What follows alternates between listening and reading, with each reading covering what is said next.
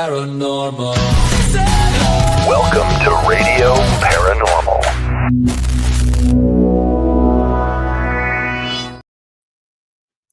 Hello. Hello. Happy Sunday, girl. Sunday Gras. And then tomorrow it'll be Mundi Gras. Lundi Gras. Lundi Gras. Lundi Gras. And my special lunch. We'll talk about that after about 45 seconds more, and then we can mention stuff like those kind of words. Exactly. That's gonna be fun. Something has kamikazed my eye, so I'm going to ask you how you're doing, and then I'm going to rub it for a second. So how are you doing? Good, considering how deep into Mardi Gras we're in. Usually by this time I have no voice. If I could drink Red Bull, I'd be downing them. I'd probably have them. I'd buy IV. So let's make this really annoying. Sorry, it's beads from the parade last night. We went live. Did I go Radio Paranormal live? I don't know. I don't know. I have no idea. There was a float stuck in front of me for about, there's two, I think, for about 10 minutes. Well, so did you just kept yelling, throw me something, mister, and get a bunch of cheap Chinese crap? Yeah.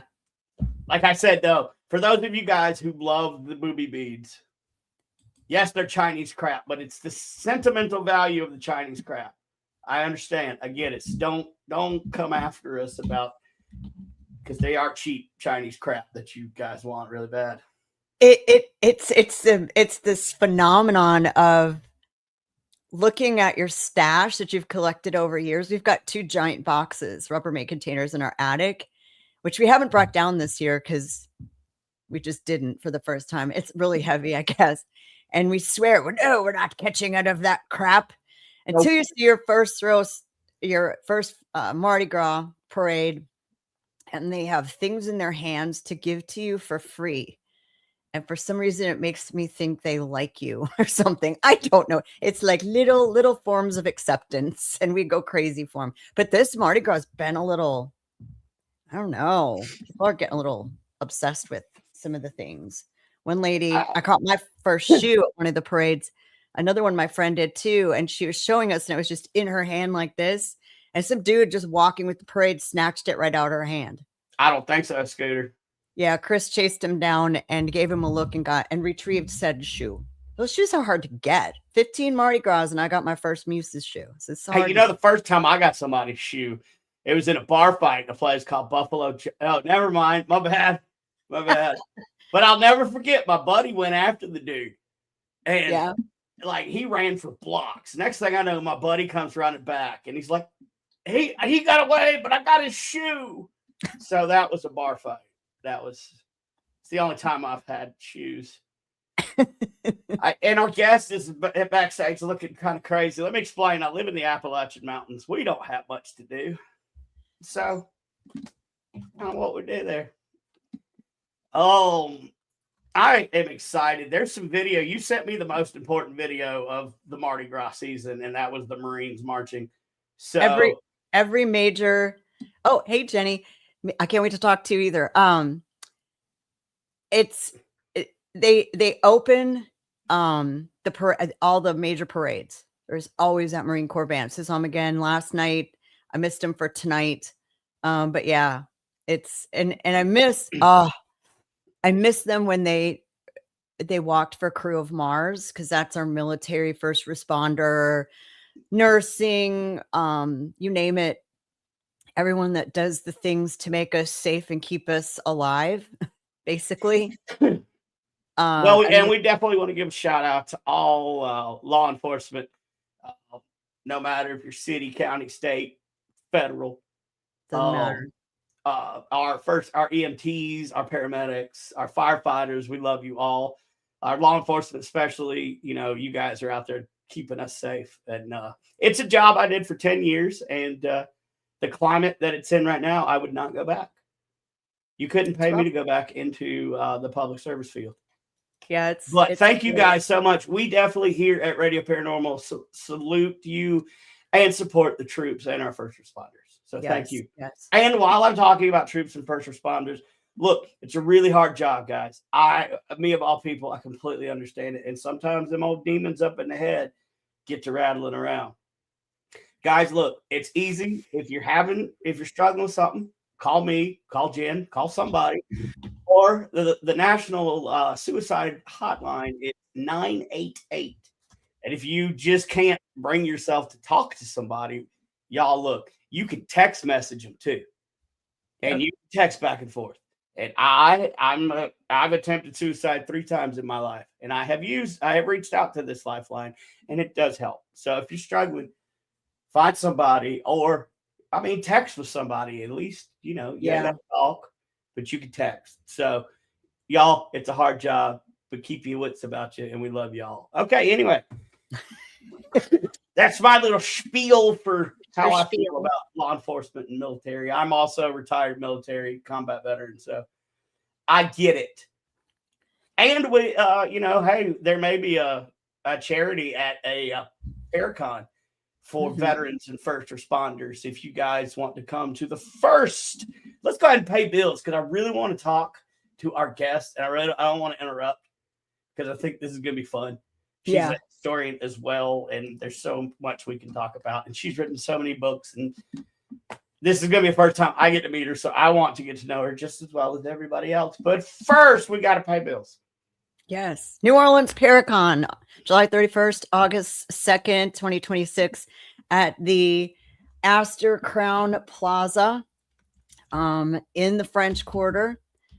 I'm going to put the link. NewOrleansParacon.com. Packages are available. We just sold another platinum package, which I'm trying to pull up the little package. Wow, look. There you go. Shall receive. Just sold another platinum package, which means, folks, they are half gone. There are only 4 left. That's for the people who want to do everything. VIP package is somewhere in the middle, and the RIP package are for those of you who want to customize your experience. I want to do this. I don't want to do this. Packages start at $300 per couple. There's no per scam. Couple, and that's including the damn room, y'all. Yes, that is a standard king or double queen for 2 people, not per person, for 2 people. And yeah, if you have a double queen and you want to add on a couple people, there's options for that. Great speakers. This is educationally focused. Yes, you can go. Yeah, I'm excited too, Jenny. I can't. She's going to be there. I'm so excited.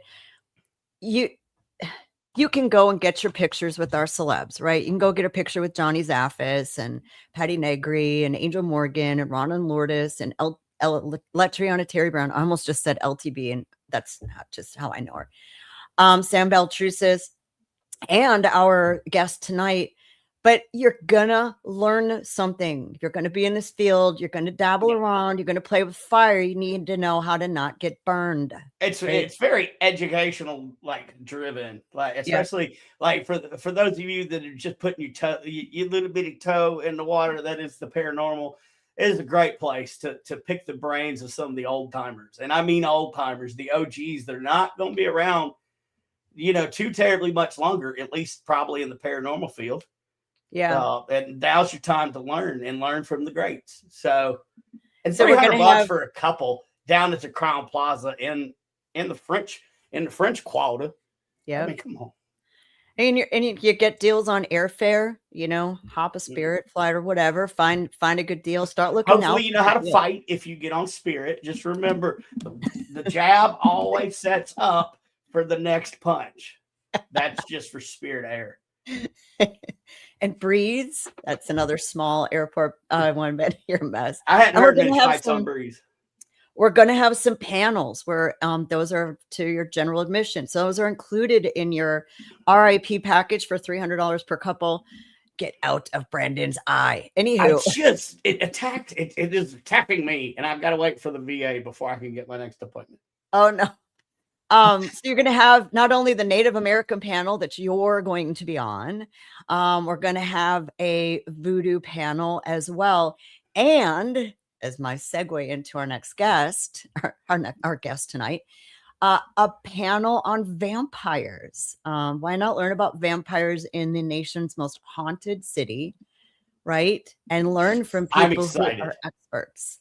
So, like I've told every other vampire that we've had on here, vampire expert, I am a Toreador through and through, and if you get that, then you played the tabletop game Vampire the Masquerade. Nice.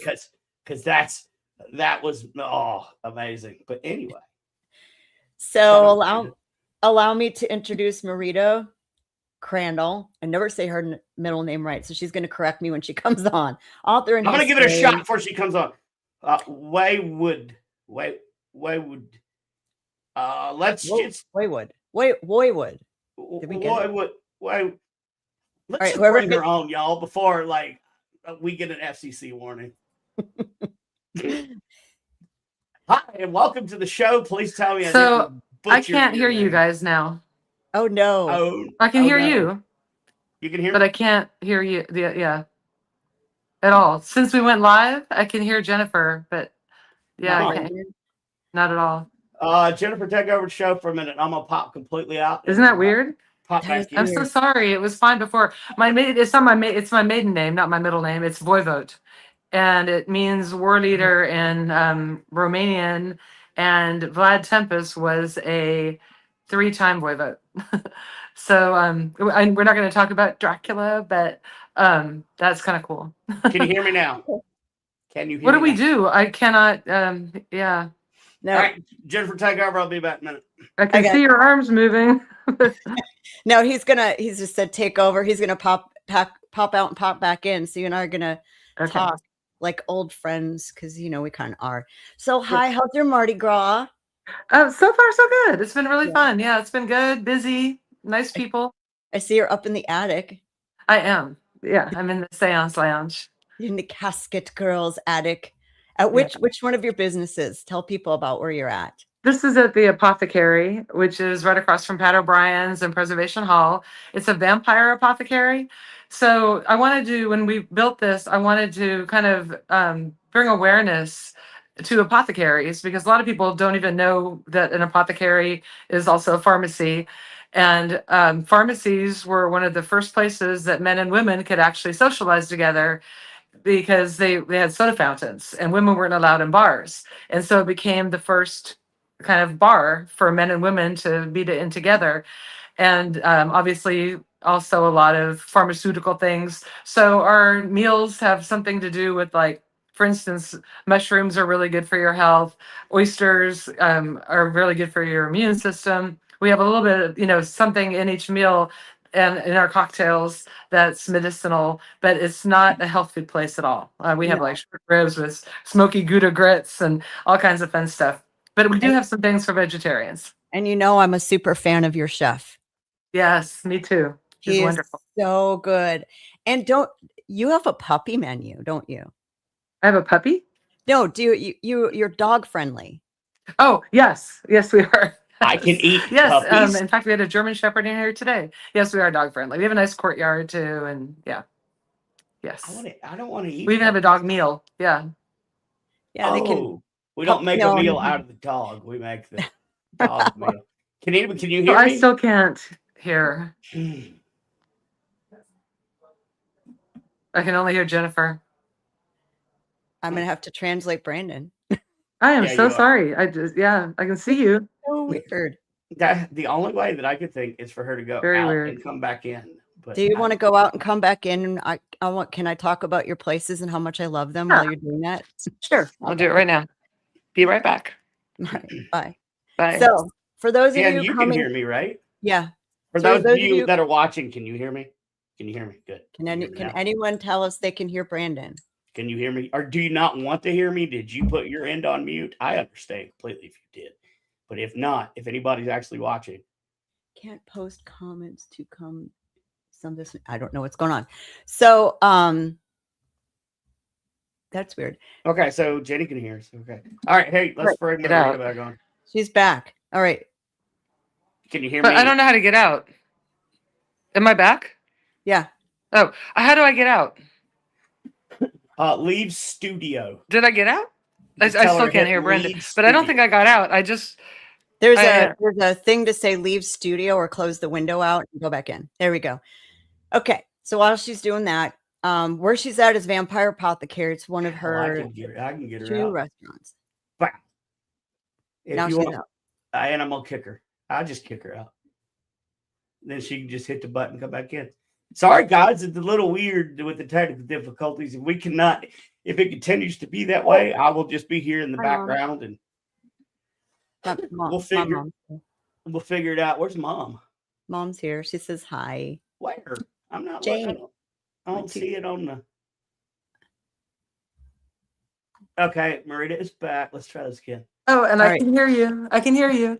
Okay, good. We're back. Yay! We're rocking and rolling. Thank you so much. Okay.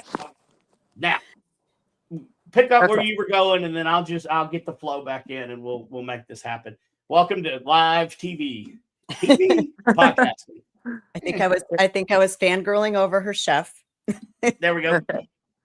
Hey, go ahead and pull up her establishments while you guys talk, and I'll show pictures of it while you talk about the establishments, and then we'll do the books towards the end. Okay. All right. So here come. So you have the Vampire Apothecary. That's more like Victorian vampire, right? Yes. It's really magical. It's not just vampire. It's a little bit of everything.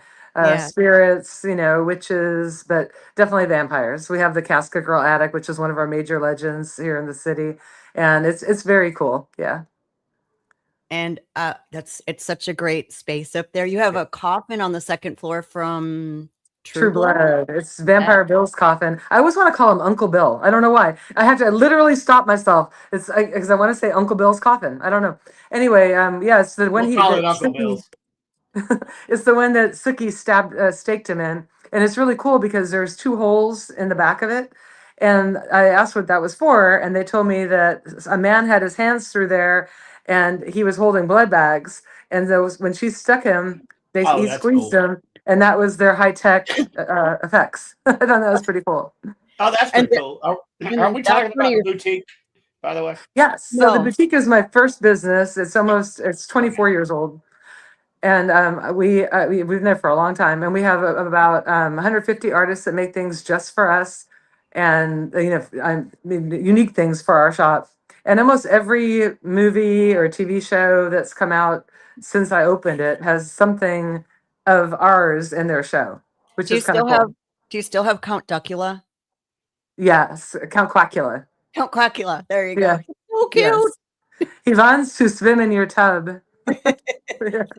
Vampire rubber ducky for everybody. It's so cute. And then we have the Vampire Cafe. Which one were we talking about?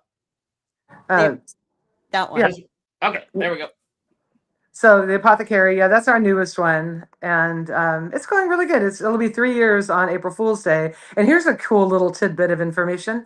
So all of my businesses, including my speakeasy, I have opened on New Year's Eve, just coincidentally. It was not meant to be. It just happened that it worked out time-wise.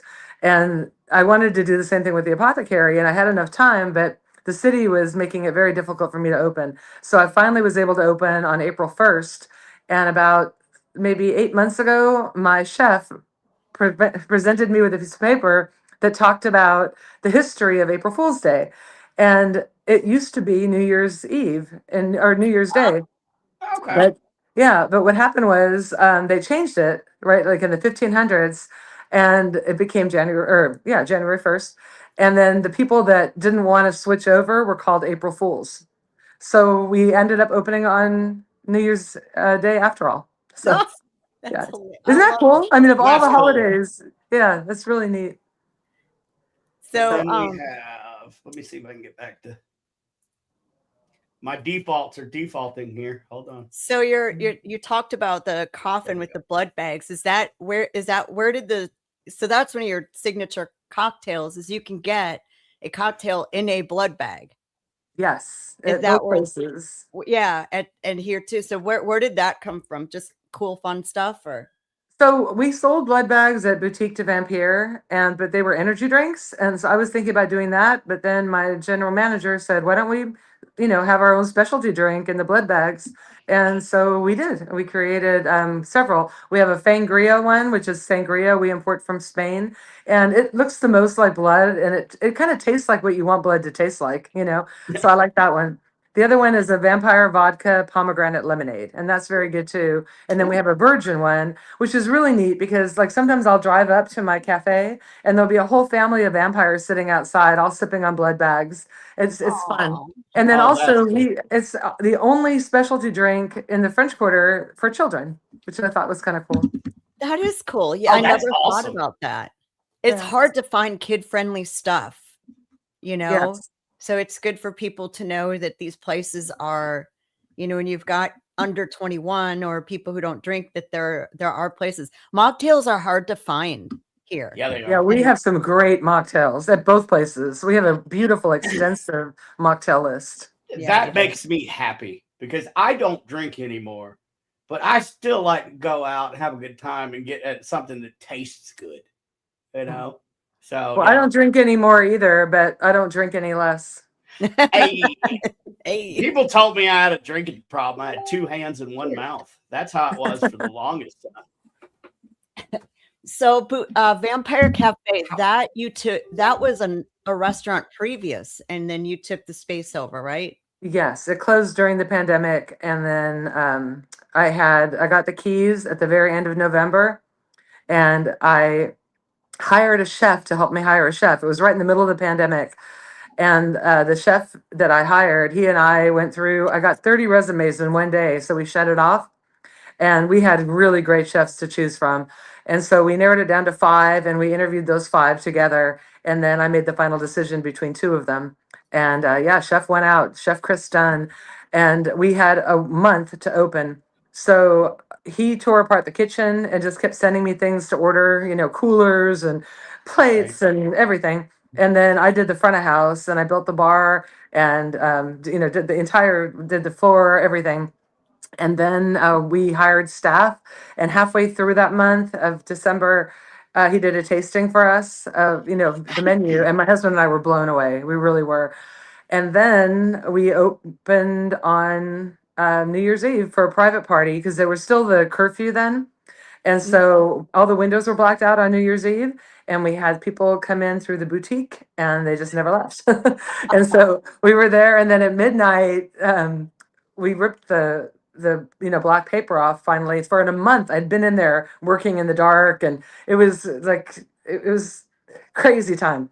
Anyway, when Right. we ripped that paper off that night so that we wouldn't have to do it in the morning when we were opening, it was weird. It was like being naked, and people could look in and see us, and it was really strange. But we did amazing. Our first day in business, we turned over 200 tables. We did over $9,000. Like, it was really amazing, and it just got better and better. So yeah, 200, Vampire you Cafe did is 200 tables in that space. yeah, Wow, 200 turns. Yep. that is insane. You guys had, Yeah. oh my gosh. Yeah. It's Oh, we not, do more now. Now, I mean, we're up to like 400 turns a day, like in busy times. Ooh. because what do you have? Like, I'm gonna guess 30 tables. No, we have 12. We Even have the 12 ones tables. you have The, 12. the outside tables, we have 17 altogether. We have 6 outside tables. So yeah. So we have Okay. So for But that's still, that that's is a quick hot seat turnaround. yes, That's it is. That's insane. awesome. And I mean, it's people, we really like them to stay and get the whole experience. So it's not just a dining experience, it's an experience. We like to send you to the other places. We also send you to other, magical places in the French Quarter. And we really want to be home base at all of our locations for our guests. And when you stepped into one, then you've entered this magical realm, and you can, start investigating the other places. And we really want to see people every day and have them tell us that they, all the places that they went to that we sent them to. And I don't know. We just like to, like I said, be like the magical concierge of the French Quarter. And I really love when people come back every day and tell us all their fun things that they've done. And they come back every year after that. It's fun. Now they need a password to get into one of your Oh, is spaces. it like one of those kind of speakeasies? I love them. Yes. It's I love a them. real speakeasy. I really try to keep it as quiet as possible. So yeah, if you come to New Orleans, or if you go to nolavampires.com, that has all my 3 businesses. And if you go to any of those, you may receive an invitation to the speakeasy. And you really want I'm going Are you to. putting it in the chats there? I am. You really want to get an invitation to that. Yeah, you do. I you do. I've been there twice. I wonder if I know a person that can get me the password. I wonder. Did we lose She went her? away though. She might have had someone walk in. She's literally at work right now during Mardi Gras. This is not an easy time. Not an easy one to do. But speaking of podcasts and where you can listen to podcasts, guess who's on Spotify? Who? We are. That's right, ladies and gentlemen. We are on Spotify. You can catch up with all of the past episodes now. As a matter of fact, all you got to do is go on Spotify or Apple or wherever you get your podcasts and type in Radio Paranormal. Just don't misspell radio like I do all the time. Thank God for spell check. And but check us out. So yes, we are now on Spotify and Apple. It's an audio only podcast. So plug us in and listen to us. Won't you? I think you will. Because if not, I'm so sorry. You live. Oh, I'm sorry. No, you're good. Welcome back. Well, you know what? I shouldn't be doing this on my phone. When people call me, that's what happens. No. You can turn it on do not disturb. Oh, okay. Yeah, and then it shouldn't come through. I had to learn I just put Marita's businesses in the chat. So if you guys coming to New Orleans, coming for the Paracon, coming on vacation, all three of her places that you can visit are in there. So do look those up, put them on Google Maps, plan a route to visit them during your stay. They're all in the quarter. They're all very close together too. So you'll be able to see all of them. And while you're there, aside from looking at all the cool things they have there, you can look at some of her books. And there's one, I know this is a little early, but there's one I have to ask you about because I think I didn't know until today. I didn't realize until today, a place you used to work at. I think I met you there in 2007 because you took me to Boutique de Vampire and I got some wine stoppers from you. You took me after. It had to be at what is no more, which is, I'm crying as a local, Johnny White's. Yeah. I know we still more in that bar to this day. Oh, were you there in Johnny 2007 Boy, and was Boutique open in 2007? It was open 2003. So it had to be because when my husband and I, we used to live uptown in 2007, we lived there for a year and we could not stay out of the quarter. And he lived in New Orleans on and off for now 40 years. He used to sell timeshare with Sydney Smith and Kalila. That's how long he's been here. Oh my gosh. And so Johnny White's and Harry's Corner were two of the bars we used to sit at. I know that's where I met you. Wow, that's so cool. I forgot what else. I got two things, but I got some candles of some kind. They have charms inside, the fortune candles. Yes, they did. Yeah. Yes. See, we make those ourselves. Since day one, we've been making those candles. They're really, really magical. And it's such a shame that bar. Oh, it was so special. And I mean, just the stories, I didn't I might redo that book. It was supposed to be called Drinking Mistakes, and which are the drinks that I made that were mistakes that I drank, and the lessons I learned as a bartender. But then History Press wanted to publish it, but they wanted it to be more historical. So I took a lot of things out, and then they wanted to, change the name, obviously. The cover is atrocious. It's horrible. And so I think one day I might redo it and add the stories back in and change it back to Drinking Mistakes. So tell just a quick rundown for people so they can understand why we miss it so much. It was the only 24-hour bar in the quarter on Bourbon. I mean, no, that's not true. But we never ever closed, and so other places closed now and then. We didn't have locks on the doors, and how that happened with JD, who's just passed away, the owner. He was so excited and he got everything done. And then the first day came and he was tending bar. And then it was about 2 a.m. and he said, yeah, about time to close. And then he realized that he didn't put locks on the door. And he thought, you know what? This should be a 24-hour place. And so he just never put locks on the door ever. And so during Katrina, everybody was holding the doors closed with trash bags inside of the shutters, Oh, holding it like really tight. And yeah, the only time we ever closed our doors was the day that we actually closed. But it Oh, was Johnny White's was the locals' living room. It was a place you would go to get your morning coffee. It was your last nightcap of the night. It was if you had something good to tell somebody or something bad happened to you, you would go there, and there would always be somebody that cared. It's a great place. I I loved oh it. know wow. we're both choking up because it was. Yeah. Oh, I miss it. I miss it so much. It was such a great place. I mean, Um, tourists, like the tourists I'm talking about that, we were building our repertoire with, I did the same thing there, and I mean everybody did. And so when we got a tourist that started to make us their home base, they would come from the airport right to Johnny White's and check in with us before they'd even get into their hotel. So it was cool. yeah, it's such a great place, and just random fun. I mean, during Katrina, didn't the weather people and they camped out there. My husband used to say, "Oh, they don't close because the doors rusted open." I'm like, "Honey, I bet they didn't." Yeah, the CNN made us their headquarters during that time, which actually really helped us stay open because people kept trying to shut us down. And the news media, terrible. I mean, horrible. They kept trying to make Katrina worse than it was, which was so ridiculous because we actually evacuated the day before, and so I wasn't there during the storm. But we came back as soon as we could, which was a month. They wouldn't let us back, and so I just kept calling, and and we'd watch things on the news, and like they were saying Bourbon Street was flooded. And I was like, what? Sure enough, I called Johnny White's. No, that's not true. Then they were saying Johnny White's has to be closed down. They are at gunpoint tonight. That wasn't true. And so, it just made me really mad. But at least we had the landline so we could actually get through to the truth. Yeah. People don't realize, weather is made for TV weather. It Yep. really is.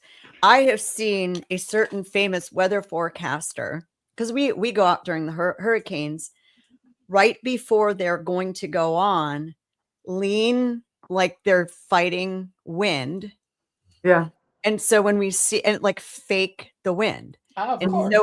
so when we see that, we walk very slowly upright behind them, going, "There's no wind, Wind. people." Yep.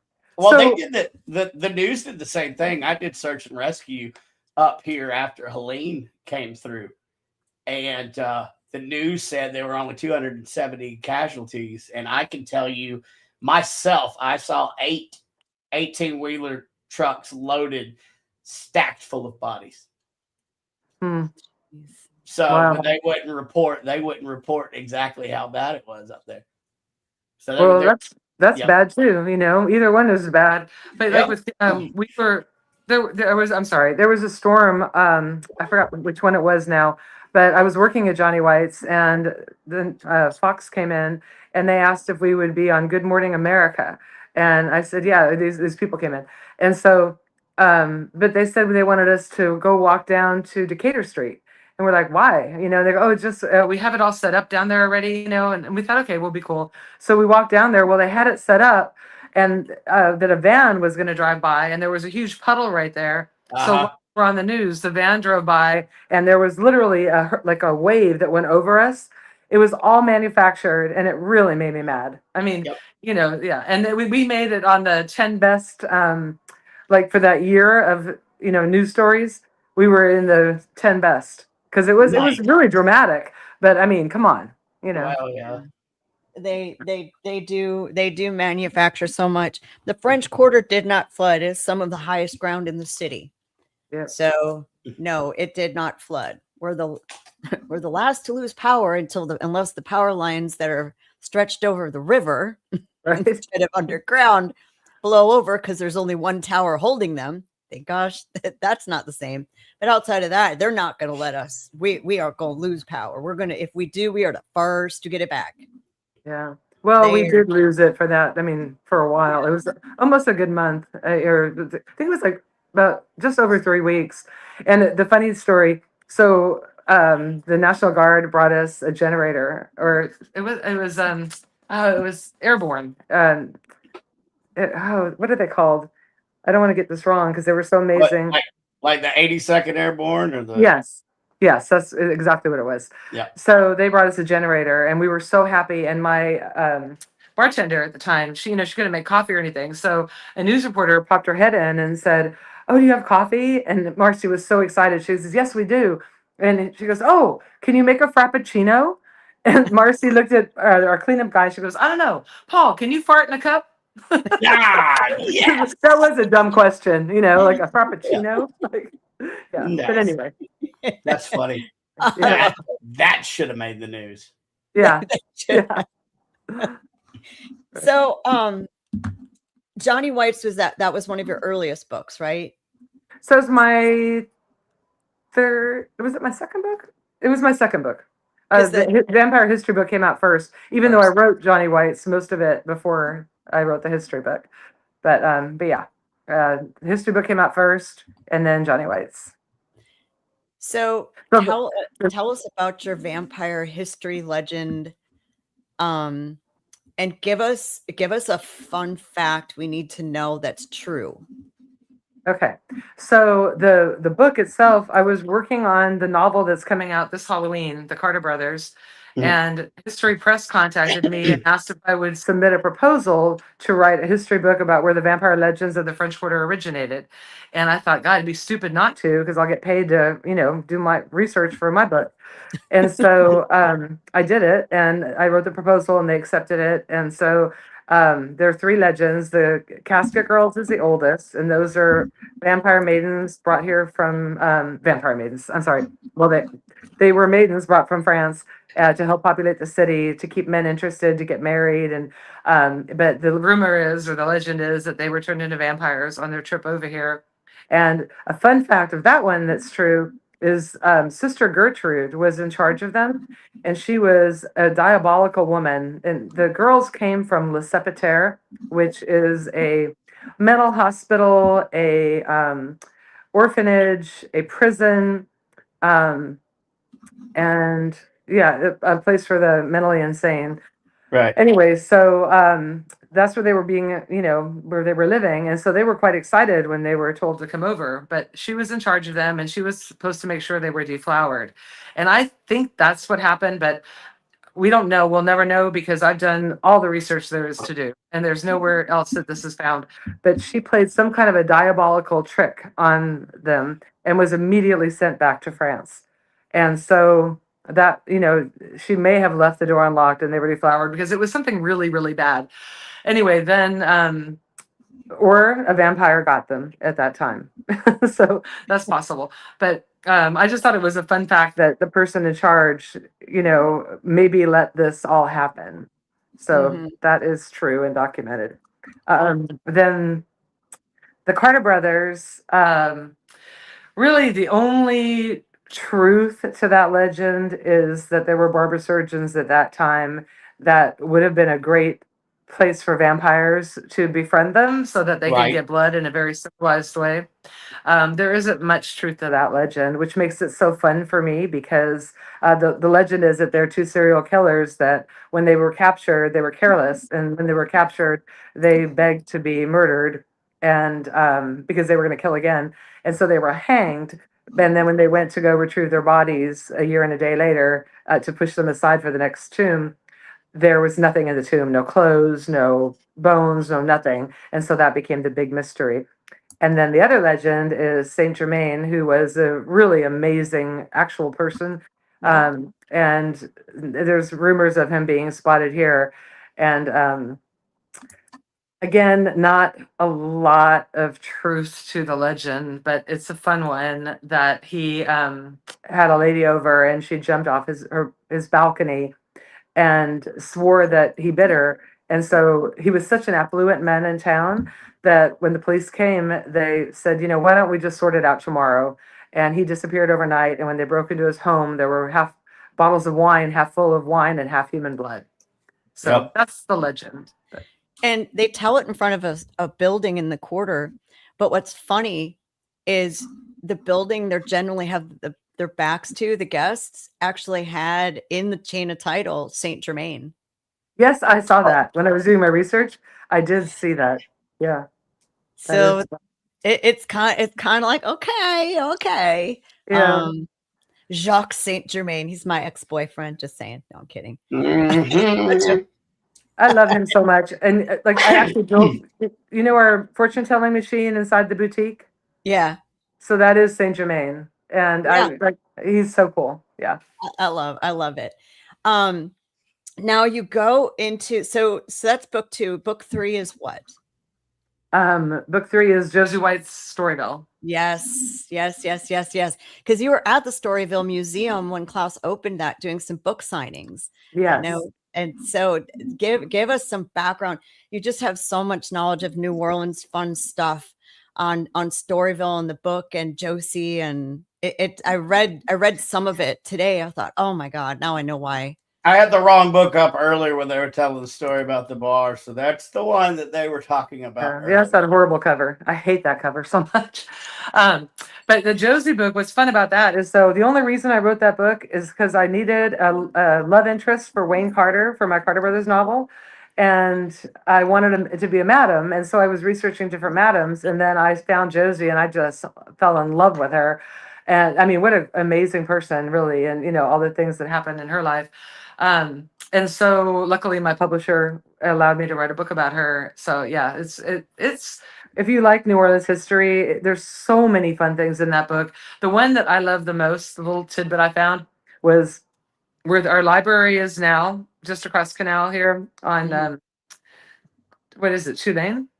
I think so. Yeah. Anyway, there was a building there called the Metropolis, and it was a full service prison, and it was the judge's quarters, and there was a hanging yard in the back. So if you went in, you never came out. You didn't have to. Everything could be done right in there. They had, I want to say 30 cells for women, and I think 300 for men. I haven't read that so long now, but I think I'm right. Anyway, so right, almost like a year after, the wall started cracking, and it was beautiful. When I tell you, there's a picture of it in the book. It was a beautiful construction. And so yeah, the floor started doing funny things. And they said, well, it must be New Orleans is like soft terrain. But then they quickly found that all the people in charge took bribes and used the cheapest materials. And so all the people that were in charge of building the prison ended up in the prison. No, Oh, imagine that. Isn't that so New Orleans? it's so it really is. It's very New Orleans. And you have 2 mosquito books.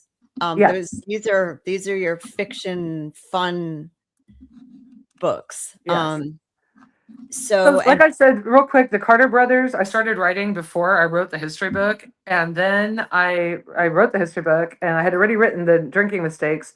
And then I was researching for the Carter brothers, and I wrote Josie Arlington. And then during the pandemic, I wrote most of the Carter brothers, but my agent told me to take out 10 characters. So I started doing that. And then I started opening businesses. And I just I can't write the Carter brothers. It's very accurate historical fiction down to the weather. Thanks. So I just couldn't focus when I was at either of the restaurants when I was building those, and so I have to write, and that's where I started writing Mosquito, and it started as a Penny Dreadful, and it was based on the Casket Girl legend.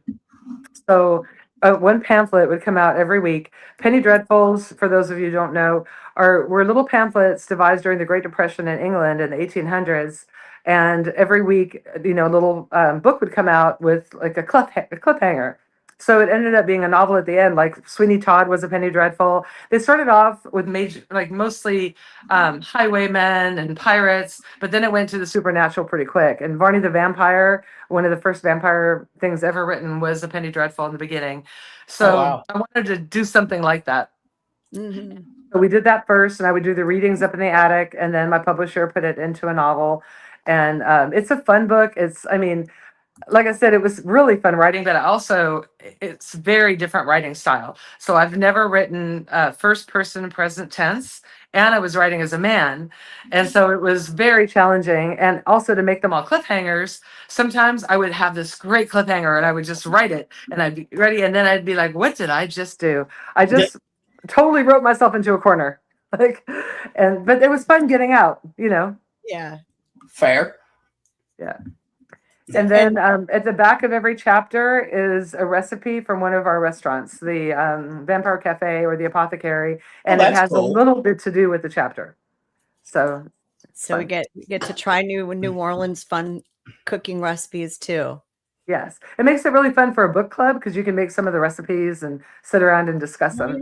Yeah. Well, there you go. Good idea. And then the sequel has elixirs and spells at the end of every chapter, and it's just the sequel to the story. So same continue the characters. Okay, cool. So what do you have coming up? Where can people come see you? What's stuff that people can look forward to with you? So the Carter Brothers is finally coming out. It'll be out this Halloween proper. So we're closing the Apothecary at 8:00 at night on Halloween day and reopening it at 9:00 at night as the Apothecary, a literary interactive haunted house. It's going to be epic. So we have there's so many great things about this. We're going to have Belloc, who is the Storyville photographer, and he's a part of the book. Josie Arlington and the Carter brothers are going to be here making absinthe, and Belloc will be taking photos of people, and then everybody gets a hardback copy. But the really magical part is there's this art form. It's a watercolor that can only be done on a book that has gilded edges, like golden pages, and you fan it out, and you do like a pencil drawing, and then you can do a watercolor. So there's one. Yeah, right now there's one professional 4-edge painter in the world, and his name is Martin Frost, and he's in England.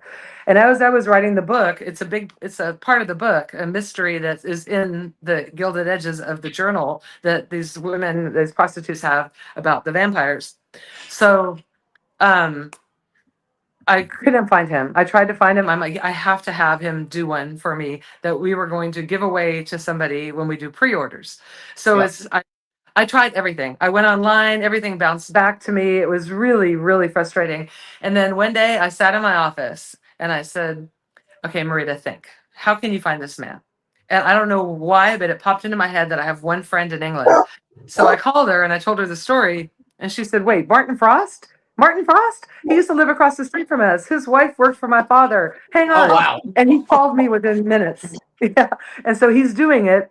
And I'm praying that his health is well enough so he can travel to be here, because it will be the one to pick the winner.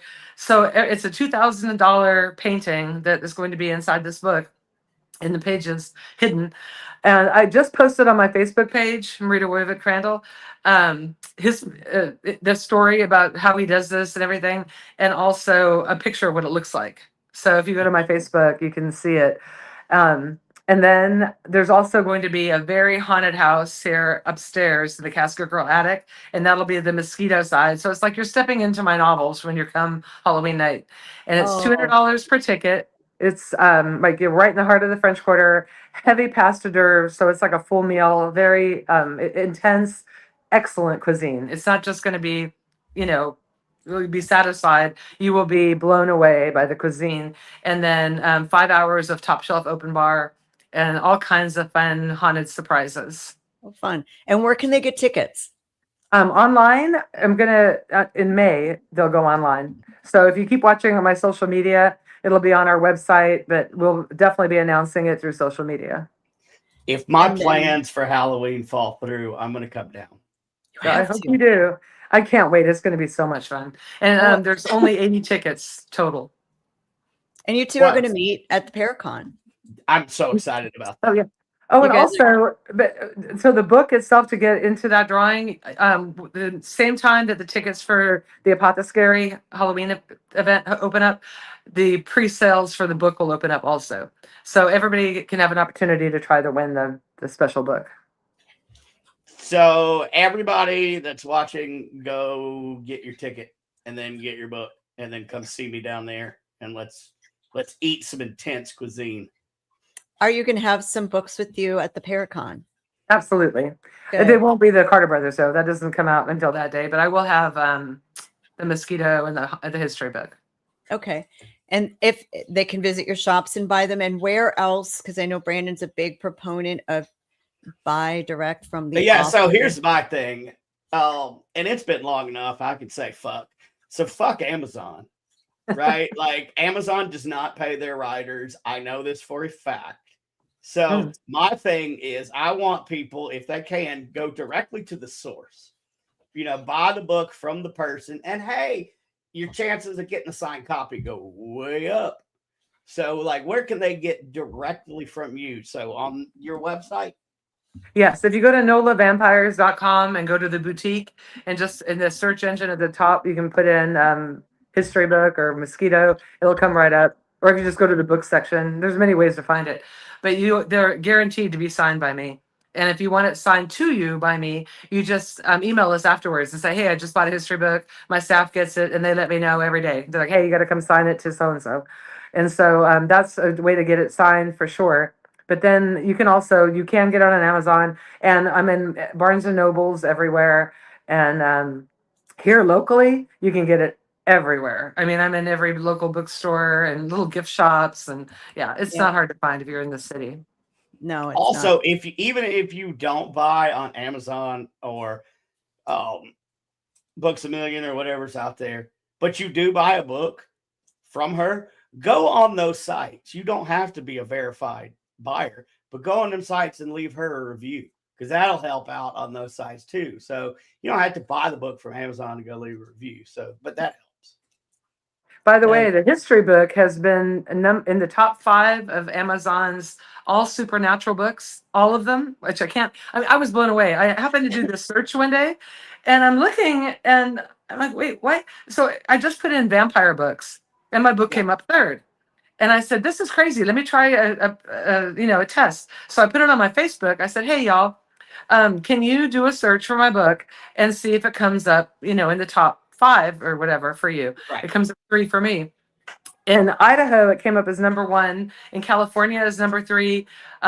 Florida and New York is number 3 of all like supernatural vampire books. Wow. And so I did a search. In the very bottom, you can see the status of your books, and it'll tell you like what range you're in. And I have been in the top 5 like almost every month.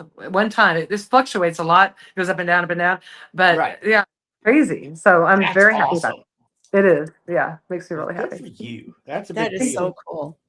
Still, don't buy from Amazon. Go buy from her. But I mean, it is a big deal. That, don't get me wrong, but I just hate Jeff Bezos. Blech. And we usually throw in a bookmark and some bite tattoos, and you get some fun stuff. See, you don't get that from Jeff Bezos.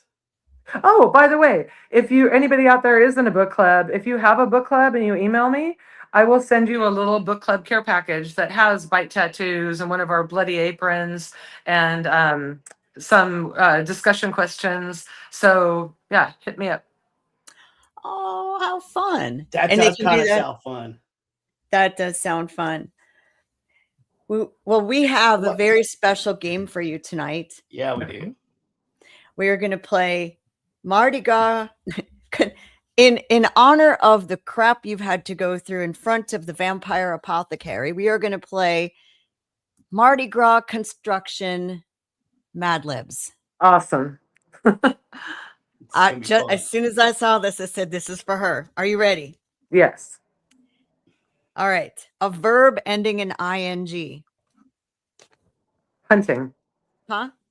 Hunting. Hunting. Okay. A plural noun. Glasses. Okay. A piece of construction equipment. Wait, what? A piece of construction equipment. Jackhammer. I was going to say bulldozer, but I think jackhammer is going to be funnier. A street name. Charters.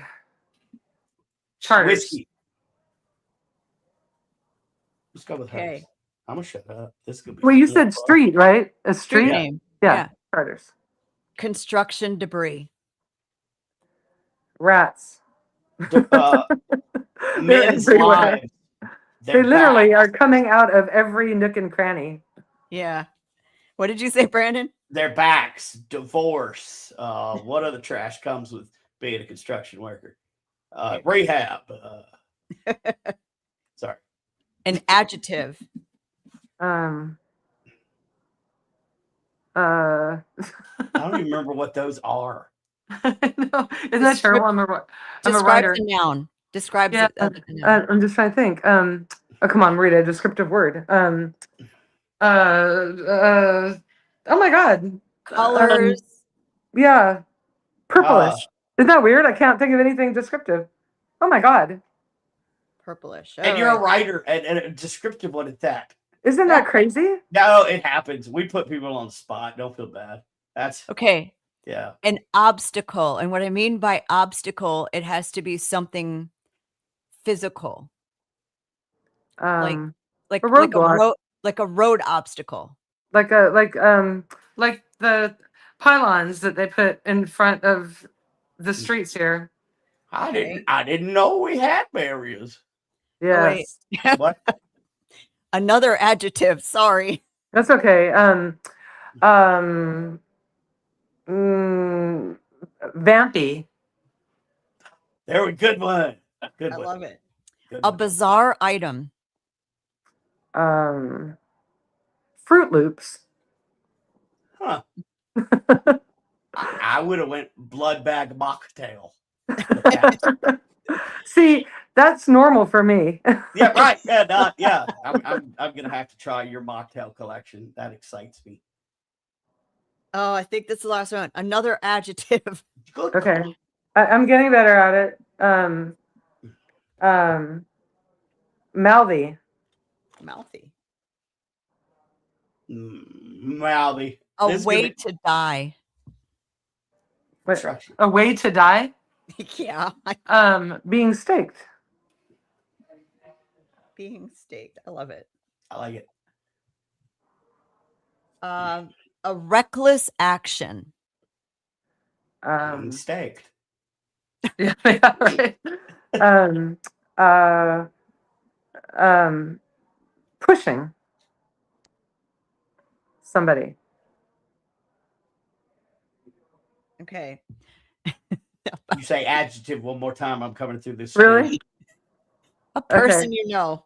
Oh, thank God. A person I know? Yeah. Dacre Stoker. What Stoker? Dacre? Dacre.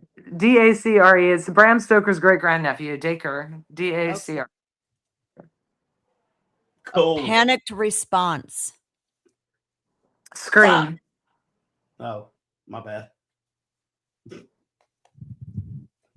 Another obstacle.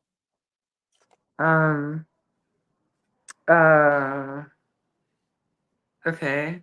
Squirrel. I'll give you a hint. Yeah, squirrel. Just a random thing that would be in the street that you could go around or whatever. Block you from going. A tree branch. Dead body. Or a dead. Or how about a dead possum? Oh, there we go. That'll be more fun. Dead possum. Those are the little flat animals that live on the highway. A broken surface. Glass table.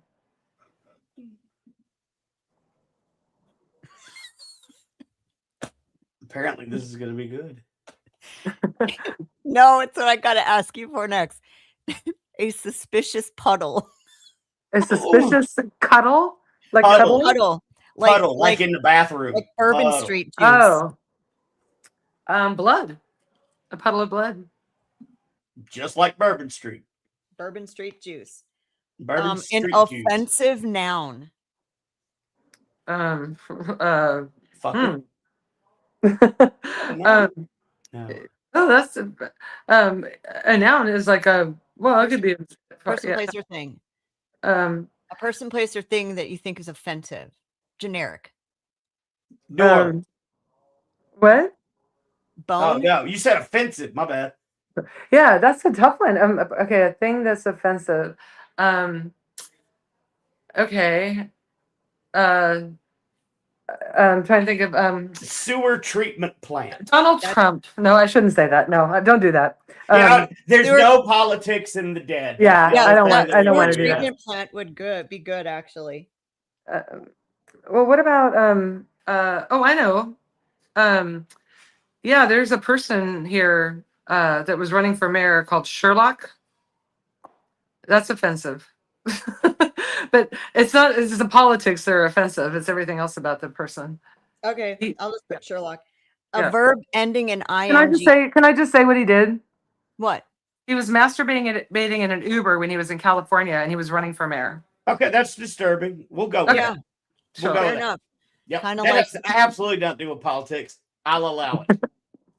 All right, Because verb God. and since you just described it, a verb ending in ing. Jerk. What did you Oh. say?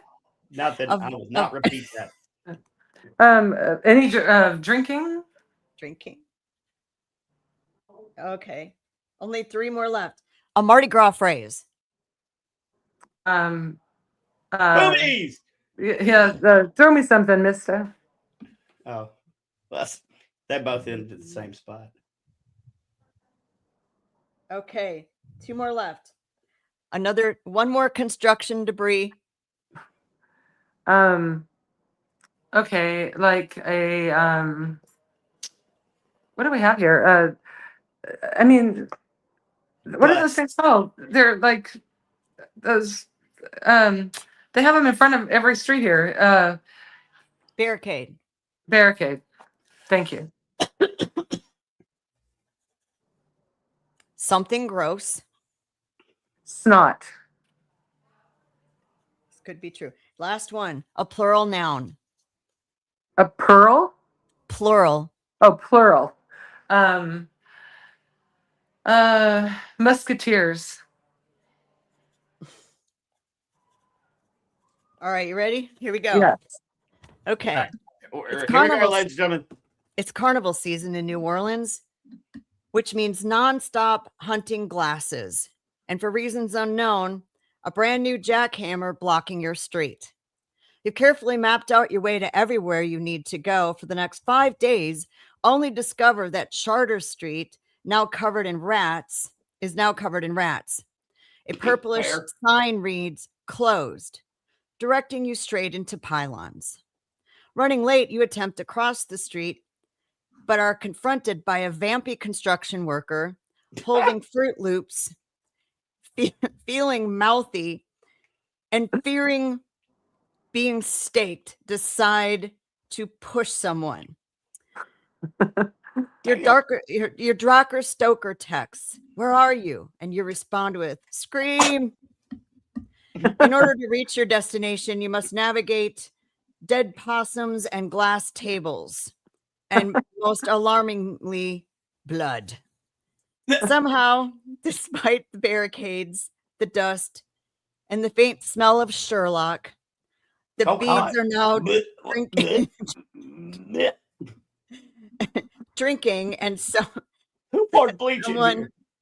is already yelling, "Throw me something, mister." At the end of the day, you return home covered in barricades and snot, Oh, and God. and whisper to yourself, "Thank God this is at the end of the show. Totally fucking worth it." Yes. That's Let hilarious. the musketeers roll, y'all. Bro. That's funny. That's really Hey. cute. When I see you at your table, I'm just gonna holler. That's how the musketeers roll, y'all. And then you know it's me. But Those vampy construction workers. those vampy construction workers waiting to get staked. Those bastards. That's really cute. That's So- fun. I haven't done a Mad Lib and oh my God. I That's remember. fun. And you caught it on a good night. Normally it's like 2 truths and a lie, or it's like the weird version of what is the other one we do? Would you rather? Or would you rather? And that gets pretty bad. Speaking of pretty Eyebrows. bad, Eyebrows. let's say hello to Resnick. He will also be at Yes. the Go, Pat, place go. that we're going. Go, Pat, go. Jeez. Okay, go Pats. So now you did mention that there's a lot of cliffhangers. Usually I take the last word, but Jen, I'm gonna give it to you. Like, speaking of cliffhangers, what's your favorite cliffhanger? My favorite what? I'm asking, like, Jennifer, like, what? Oh. Because you write a lot of cliffhangers with the Yes. Penny Dreadful. So I want to know what Jen's favorite cliffhanger ever is. Oh, you know,